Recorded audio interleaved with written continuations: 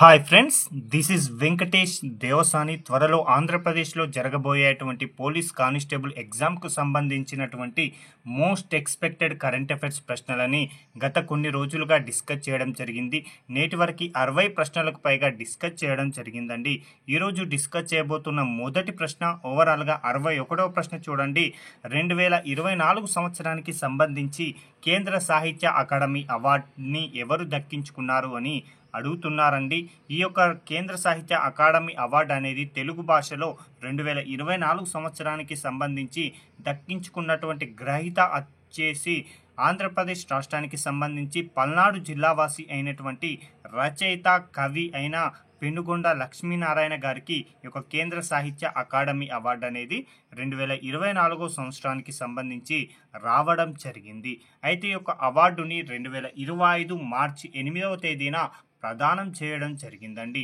అయితే ఇతనికి కేంద్ర సాహిత్య అకాడమీ అవార్డు అనేది ఏ పుస్తకానికి గాను ఇతడు దక్కించుకున్నాడు అంటే దీపిక అనేటువంటి ఒక విమర్శనాత్మకమైనటువంటి పుస్తకానికి సంబంధించి ఇతనికి కేంద్ర సాహిత్య అకాడమీ అవార్డు అనేది రావడం జరిగింది. కాబట్టి చాలా ఇంపార్టెంట్ అండి. ఎందుకంటే మన రాష్ట్రానికి సంబంధించిన వ్యక్తికి ఈ యొక్క అవార్డు రావడం జరిగింది. కాబట్టి ఎగ్జామ్ పాయింట్ ఆఫ్ వ్యూలో తప్పనిసరిగా అడగడానికి అవకాశం ఉంది. ఇక 62వ ప్రశ్న చూడండి. 2024 సంవత్సరానికి సంబంధించి కేంద్ర సాహిత్య అనువాద పురస్కారాన్ని దక్కించుకున్నది ఎవరు అని అడుగుతున్నారండి. 2024 సంవత్సరానికి సంబంధించిన ఈ యొక్క అవార్డులని 2025 మార్చి 8న ప్రదానం చేశారు. అయితే అనువాద పురస్కారానికి సంబంధించి ఆంధ్రప్రదేశ్ రాష్ట్రానికి సంబంధించి ఉమ్మడి కృష్ణా జిల్లా వాసి, అంటే గతంలో ఉమ్మడి కృష్ణా జిల్లాలో జన్మించినటువంటి వ్యక్తి ప్రస్తుతం ఒడిశా రాష్ట్రంలో ఆమె స్థిరపడింది. ఆమె ఎవరు అంటే తూర్లపాటి రాజేశ్వరి గారండి. చాలా ఇంపార్టెంట్. 2024 సంవత్సరానికి సంబంధించి కేంద్ర సాహిత్య అనువాద పురస్కార గ్రహీతగా ఎవరున్నారు అంటే తూర్లపాటి రాజేశ్వరి. ఈమె ఉమ్మడి కృష్ణా జిల్లా వాసి, అయితే ప్రస్తుతం ఒడిశా రాష్ట్రంలో స్థిరపడడం జరిగింది. అయితే ఈమెకు ఏ నవలకు గాను ఈ యొక్క అవార్డు అయితే రావడం జరిగింది అంటే గోపీనాథ్ మెహంతి రచించినటువంటి దాదిబూడ అనేటువంటి ఒక పుస్తకాన్ని ఈమె తెలుగులో ఈత చెట్టు దేవుడు పేరుతో అనువాదం చేయడంతో అందుకోసం ఈమెకి కేంద్ర సాహిత్య అనువాద పురస్కారం అయితే రావడం జరిగింది. కాబట్టి గుర్తుంచుకోండి, కేంద్ర సాహిత్య అనువాద పురస్కార గ్రహీత ఎవరు అంటే తూర్లపాటి రాజేశ్వరి గారు, ఉమ్మడి కృష్ణా జిల్లా వాసి, ప్రస్తుతం ఒడిశాలో స్థిరపడ్డారు. ఈమె రచించినటువంటి పుస్తకం ఏంటి అంటే ఈత చెట్టు దేవుడు అని గుర్తుంచుకుంటే సరిపోతుందండి. ఇక మరొక అంశం అండి, మోస్ట్ ఎక్స్పెక్టెడ్ క్వశ్చన్ ఇది. ఏంటి ఈ యొక్క ప్రశ్న అంటే 2025 సంవత్సరంలో యునెస్కో యొక్క తాత్కాలిక లేదా టెంటేటివ్ జాబితాలో చోటు దక్కించుకున్నటువంటి భారతీయ వారసత్వ ప్రదేశాలు ఎన్ని అని అడుగుతున్నారండి. 2025 సంవత్సరం మార్చి 7వ తేదీన యునెస్కో యొక్క టెంటేటివ్ జాబితానైతే ప్రకటించడం జరిగింది. ఈ యొక్క జాబితాలో భారతదేశం నుంచి 6 వారసత్వ ప్రదేశాలకైతే చోటు దక్కడం జరిగింది. ఇందులో మన తెలుగు రాష్ట్రమైనటువంటి తెలంగాణ రాష్ట్రం నుంచి ఒక వారసత్వ ప్రదేశం అనేది ఎంపిక కాగా మిగతావి వివిధ రాష్ట్రాల నుంచి ఎంపికయ్యాయండి. వాటిని కనుక పరిశీలిస్తే ఒకటి ముడమల్ మెగలాథికల్ మెన్విర్స్ అండి. చాలా ఇంపార్టెంట్. ముడమల్ మెగలాథికల్ మెన్విర్స్ అండి. ఇది తెలంగాణ రాష్ట్రంలో నారాయణపేట జిల్లాకు సంబంధించింది. మరొకటి ఛత్తీస్గఢ్ రాష్ట్రానికి సంబంధించిన కాంగేర్ వ్యాలీ నేషనల్ పార్క్. అదేవిధంగా మరొకటి వచ్చేసి చౌసట్ యోగిని టెంపుల్స్ అండి. ఇవి మొత్తంగా 13 ఉంటాయండి. ఈ 13 అనేవి 4 రాష్ట్రాలలో ఉండడం జరిగాయి. మధ్యప్రదేశ్ నుంచి 7, ఉత్తరప్రదేశ్ నుంచి 3, ఒడిశా నుంచి 2, తమిళనాడు నుంచి 1, ఓవరాల్గా 13కి సంబంధించి ఈ యొక్క యునెస్కో జాబితాలో చోటు దక్కించుకున్నాయి. అంటే ఓవరాల్గా దీనిని ఒకే టెంపుల్గా పరిగణించడం జరుగుతుంది. కాబట్టి ఆ విధంగా గుర్తుంచుకోండి. ఇక మరొకటి అశోకుని శిలాశాసనాలండి. అశోకుని శిలాశాసనాలు అంటే చాలా రాష్ట్రాలలో ఉండడం జరిగాయి. ఉత్తరప్రదేశ్, మధ్యప్రదేశ్, ఆంధ్రప్రదేశ్, బీహార్, ఢిల్లీ, కర్ణాటక, గుజరాత్ అండి. ఈ యొక్క రాష్ట్రాలలో ఉన్నటువంటి అశోకుని శిలాశాసనాలు కూడా ఈ యొక్క యునెస్కో టెంటేటివ్ జాబితాలో చోటు దక్కించుకున్నాయి. ఇక ఉత్తర భారతదేశంలో ఉన్నటువంటి గుప్త దేవాలయాలు, అదేవిధంగా బుందేలా రాజభవనాలు, కోటలండి. ఈ బుందేలా రాజభవనాలు, కోటలు ఉత్తరప్రదేశ్ మరియు మధ్యప్రదేశ్ సరిహద్దులో ఉండడం జరిగాయి. మరొక ప్రశ్న అండి, ఇటీవల మయన్మార్ దేశ భూకంప బాధితులకు సహాయం చేయడం కోసం భారత ప్రభుత్వం చేపట్టినటువంటి ఆపరేషన్ పేరు ఏంటి అని అడుగుతున్నారండి. ఇటీవల అంటే 2025 మార్చి 28వ తేదీన మయన్మార్ దేశంలో తీవ్రమైనటువంటి భూకంపం అనేది సంభవించింది. దీంతో మయన్మార్ దేశం మొత్తం అతలాకుతలం కావడం జరిగిందండి. తినడానికి తిండి కూడా దొరకలేనటువంటి స్థితిలో మయన్మార్లో ఉన్నటువంటి కొన్ని ప్రాంతాలు అనేవి ఉండడం జరిగింది. కాబట్టి మయన్మార్ దేశానికి సహాయం చేయాలి, ఒక మానవతా సహాయాన్ని అందించాలని భారత ప్రభుత్వం ఆలోచించి భారత ప్రభుత్వం వారి దేశానికి సంబంధించిన ప్రజలకి త్రాగునీరు, ఆహార దుస్తువులు, మెడిసిన్స్ వంటివి అందించేందుకోసమై ప్రారంభించినటువంటి ఒక మానవత మరియు విపత్తు ఉపశమన ఆపరేషన్ పేరే ఆపరేషన్ బ్రహ్మ అండి. చాలా చాలా ఇంపార్టెంట్. ఆపరేషన్ బ్రహ్మ అనేది దేనికి సంబంధించిందని ప్రశ్న అడగడానికి అవకాశం ఉంది. కాబట్టి మయన్మార్ దేశ భూకంప బాధితులకి సహాయం చేయాలనే ఉద్దేశంతో అని గుర్తుంచుకోండి. అయితే 2025 మార్చి 28న భారీ భూకంపం సంభవించింది.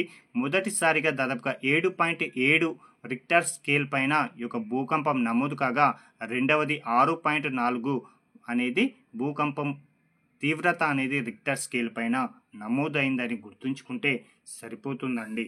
ఇక 65వ ప్రశ్న అండి, ప్రపంచ అవినీతి అవగాహన సూచి 2025లో భారత్ ఎన్నవ స్థానంలో నిలిచిందని అడుగుతున్నారండి. ముందుగా భారత్ ర్యాంకు తెలుసుకునేక ముందు దీనికి సంబంధించిన ఇన్ఫర్మేషన్ని తెలుసుకుందామండి. ఈ యొక్క ప్రపంచ అవినీతి అవగాహన సూచిని 2024 సంవత్సరానికి సంబంధించి 2025 ఫిబ్రవరిలో విడుదల చేయడం జరిగింది. మొత్తంగా 180 దేశాలను పరిగణలోకి తీసుకొని ఈ యొక్క సూచీని అయితే విడుదల చేయగా, ఇందులో మొత్తంగా అత్యంత అవినీతి తక్కువ ఉన్నటువంటి దేశాల జాబితాలో మొదటి స్థానంలో డెన్మార్క్ ఉంది, రెండవ స్థానంలో ఫిన్లాండ్ ఉంది, మూడవ స్థానంలో సింగపూర్ ఉండగా, నాలుగో స్థానంలో న్యూజిలాండ్ ఉండడం జరిగిందండి. కాబట్టి ఈ యొక్క 4 దేశాలలో అవినీతి అనేది అతి తక్కువగా ఉందండి. డిపిఎస్ అని గుర్తుంచుకుంటే సరిపోతుందండి. అయితే డెన్మార్క్ అనేది అతి తక్కువ అవినీతి ఉన్నటువంటి మొదటి స్థానంలో ఉంది కదా. ఇది ఎన్నవసారి ఇలా మొదటి స్థానంలో ఉంది అంటే 7వసారి అండి. చాలా చాలా ఇంపార్టెంట్. అత్యంత అవినీతి తక్కువ ఉన్న దేశాల జాబితాలో డెన్మార్క్, ఫిన్లాండ్, సింగపూర్, న్యూజిలాండ్ మొదటి 4 స్థానాలలో ఉండగా, అత్యంత అవినీతి ఎక్కువ ఉన్నటువంటి దేశాల జాబితాలో మొదటి అంటే చివరి స్థానంలో లేదా అత్యంత అవినీతి ఎక్కువ ఉన్న దేశాల జాబితాలో ఎక్కువగా మొదటి స్థానంలో దక్షిణ సూడాన్ ఉందండి 180వ స్థానంలో. 179వ స్థానంలో సోమాలియా ఉంది. ఈ 2 దేశాలలో అనేది అవినీతి అనేది విపరీతంగా ఉందండి.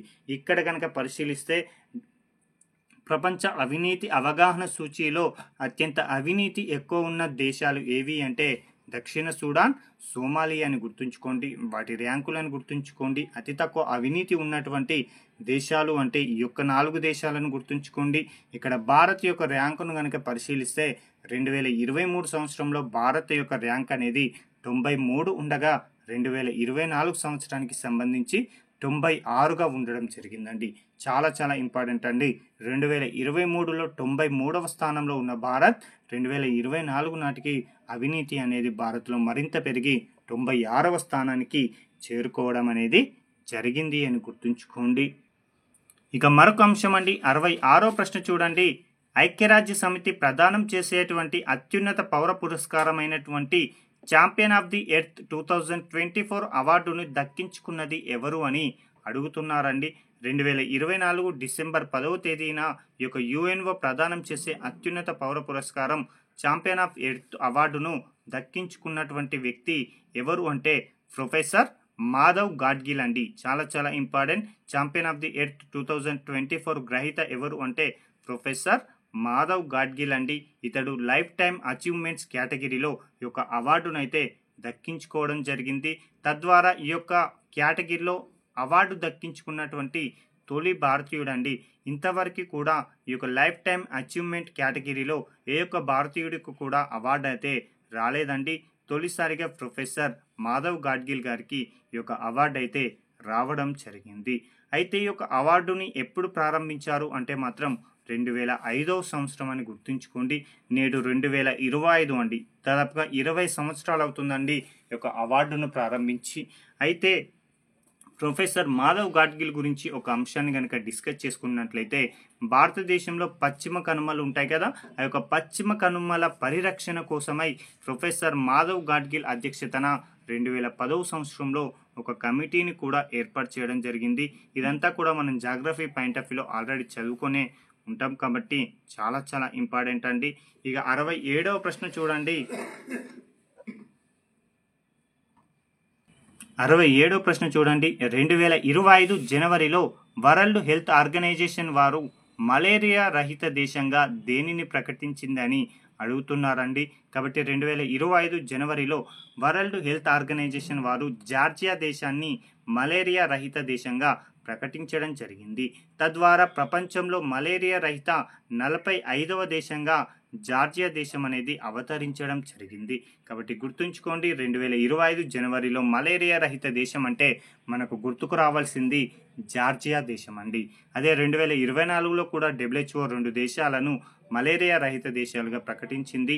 అందులో ఒకటి కేబో వెర్డే, మరొకటి వచ్చేసి ఈజిప్ట్ అని గుర్తుంచుకుంటే సరిపోతుందండి. ఇక 68వ ప్రశ్న చూడండి, చాలా చాలా ఇంపార్టెంట్. దేశంలోనే తొలిసారిగా మహిళా బస్ డిపోని ఎక్కడ ఏర్పాటు చేశారు అని అడుగుతున్నారండి. దేశంలోనే తొలిసారిగా పూర్తి స్థాయి మహిళా సిబ్బందితో కూడినటువంటి మహిళా బస్ డిపోని కేంద్రపాలిత ప్రాంతమైనటువంటి ఢిల్లీలో ఏర్పాటు చేయడం జరిగింది. దీనిని ఎప్పుడు ఏర్పాటు చేశారు అంటే 2024 సంవత్సరం నవంబర్ 16వ తేదీ అని గుర్తుంచుకోండి. అయితే ఇలా ఏర్పాటు చేసినటువంటి మహిళా బస్ డిపోకి పెట్టినటువంటి పేరు వచ్చేసి సఖీ డిపో అండి. సఖీ డిపో అని గుర్తుంచుకోండి. ఇక్కడ ఒకసారి అంశాలను మళ్ళీ చదువుదామండి. దేశంలోనే మొట్టమొదటిసారిగా పూర్తి స్థాయి మహిళా సిబ్బందితో 2024 నవంబర్ 16వ తేదీన ఢిల్లీలో ఒక బస్ డిపోను ఏర్పాటు చేయడం జరిగింది. దాని పేరు వచ్చేసి సఖీ డిపో. ఇక 69వ ప్రశ్న చూడండి. 2024 సంవత్సరానికి సంబంధించి ఫోర్బ్స్ అత్యంత శక్తివంతమైన మహిళా జాబితాలో నిర్మలా సీతారామన్ గారు ఎన్నవ స్థానంలో నిలిచారని అడుగుతున్నారండి. ఫోర్బ్స్ వారు ప్రతి సంవత్సరం కూడా అత్యంత శక్తివంతమైన మహిళా జాబితాని ప్రకటించడం జరుగుతుంది. అలా 2024 సంవత్సరం డిసెంబర్ 13వ తేదీన ఈ యొక్క ఫోర్బ్స్ వారు అత్యంత శక్తివంతమైన మహిళా జాబితాను ప్రకటించడం జరిగింది. ఎప్పుడు అంటే డిసెంబర్ 13 అని గుర్తుంచుకోండి. అయితే ఈ జాబితాలో భారత్ నుంచి 3 మహిళలకి చోటు దక్కడం జరిగిందండి. అందులో కేంద్ర ఆర్థిక మంత్రివర్యులైనటువంటి నిర్మలా సీతారామన్ గారు, మరొకరు రోష్ని నాడర్ గారండి. HCL కంపెనీకి సంబంధించిన రోష్ని నాడర్ గారు, అదేవిధంగా బయోకాన్ వ్యవస్థాపకురాలైనటువంటి కిరణ్ మజుందర్ షా, ఈ ముగ్గురికి కూడా చోటు దక్కడం జరిగింది. అయితే ఇందులో నిర్మలా సీతారామన్ గారి యొక్క స్థానం ఎంత అంటే 28వ స్థానం అండి. ఓకేనా. ప్రపంచవ్యాప్తంగా నిర్మలా సీతారామన్ గారు అత్యంత శక్తివంతమైన మహిళా జాబితాలో 28వ స్థానంలో ఉండగా భారత్లో మాత్రం మొదటి స్థానంలో ఉన్నారని గుర్తుంచుకోండి. ఆమె స్థానం ఎంత ప్రస్తుతం 28 అండి. గతంలో ఆమె స్థానం వచ్చేసి 32 అని గుర్తుంచుకోండి. అదేవిధంగా HCL కంపెనీకి సంబంధించిన రోష్ని నాడర్ గారి యొక్క ర్యాంక్ అంటే స్థానం ఎంత అంటే 81 అండి. కిరణ్ మజుందర్ షా యొక్క ర్యాంక్ వచ్చేసి స్థానం వచ్చేసి 82 అండి. అయితే ఒక ఫోర్బ్స్ వారి అత్యంత శక్తివంతమైన మహిళా జాబితాలో అగ్రస్థానంలో ఉంది ఎవరు అంటే ఉర్సులా వన్ డెర్ లియన్ అని గుర్తుంచుకోండి. చాలా చాలా ఇంపార్టెంట్. ఉర్సులా అని గుర్తుంచుకుంటే సరిపోతుందండి. ఇక మరొక అంశం అండి, 70వ ప్రశ్న. ఇందిరాగాంధీ శాంతి పురస్కారం 2024 గ్రహీత ఎవరు అని అడుగుతున్నారండి. మిచెల్ బ్యాచులేట్ అండి. ఇందిరాగాంధీ శాంతి పురస్కారం 2024 గ్రహీత మిచెల్ బ్యాచులేట్ అండి. ఈమె వచ్చేసి చిలీ దేశానికి సంబంధించి మాజీ అధ్యక్షురాలు అని గుర్తుంచుకోండి. ఈమె మానవ హక్కుల కోసం ఎనలేని పోరాటం చేసింది. అందుకోసమే ఆమెకి 2024 సంవత్సరంలో ఇందిరాగాంధీ శాంతి పురస్కారాన్ని ప్రదానం చేయడం జరిగింది అని గుర్తుంచుకుంటే సరిపోతుందండి. ఇవండి ఈ రోజుకు సంబంధించిన ముఖ్యమైన కరెంట్ అఫైర్స్ ప్రశ్నలు. వీటికి సంబంధించినటువంటి PDFలని మన టెలిగ్రామ్ ఛానల్లో మీ ముందుకు తీసుకురావడం జరుగుతుంది. Thank you.